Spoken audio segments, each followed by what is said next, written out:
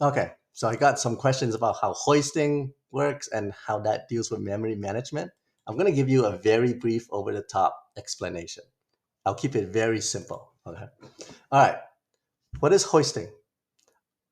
A lot of people say hoisting is something that, like, let's say you define a function high down here that console.logs height.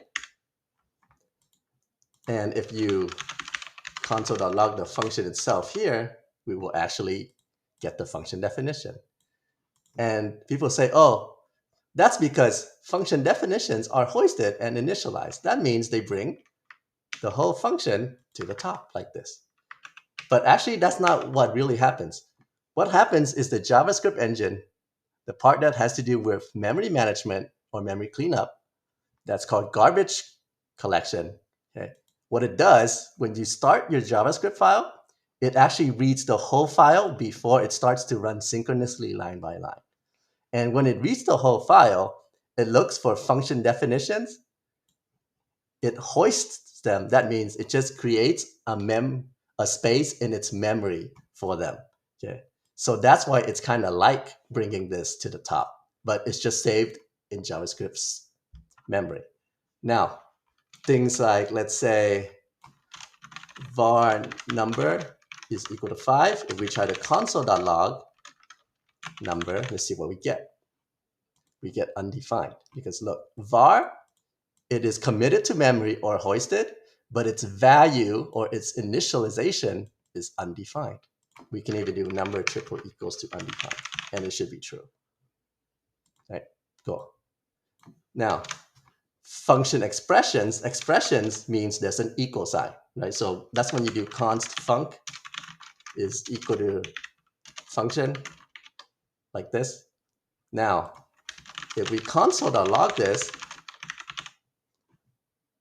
we get cannot access, okay? Because function expressions and also classes, they are copied into memory, but its value is 0 until JavaScript runs synchronously line by line.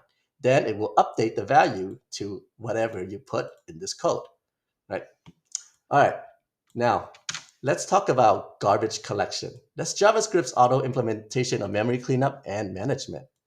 And what does it use to do that? It uses what's called the memory heap. And the memory heap has 5 or 6 blocks of memory.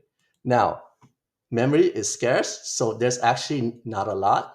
So the implementation of this garbage collection has to be really, really good. Let's take a very basic look at how it works. Now, we know that primitive types such as const num is 5 or const string is hello. We know that primitives cannot be mutated, and when we declare a variable with a primitive, right? Let's say I do const num is equal to 5, and then I do const num2 is also equal to 5.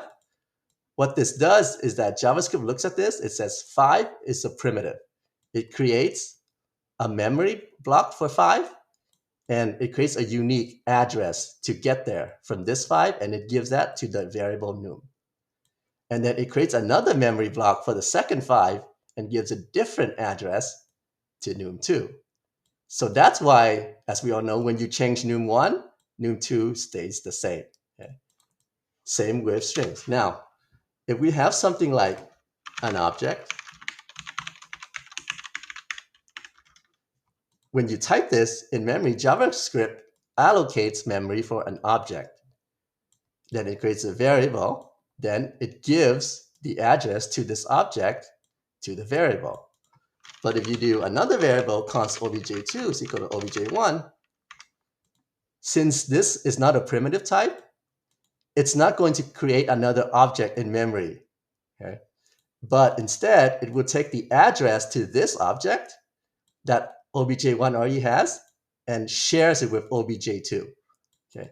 So obj1 and obj2 have access to the same object following the same pathway in memory.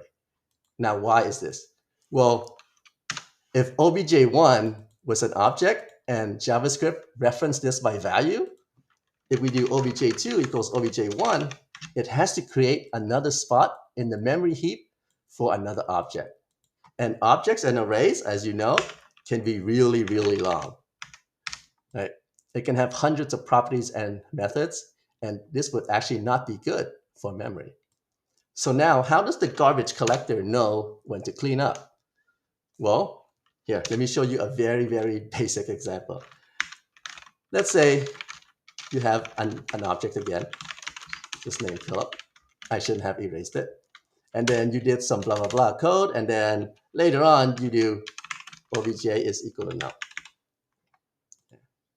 Now, when JavaScript sees this, when it gets to line 12, the garbage collector goes, hey, the address to this object is now lost to this variable because the variable dumped that old address and it got a new address to something else called null. But this object is still created in JavaScript's memory. Because remember, JavaScript is a high-level language. We cannot directly manage memory. In something like C or C++, yeah, you definitely can. So when the garbage collector sees this, he says, oh, I'm going to go into the memory and I'm going to delete it. So now, later on, if you do const new obj is equal to a new object, right? Now, in one of the 6 blocks of memory, one is already freed because they deleted the old object reference. And now, the address to the old object will now lead to this new object, right?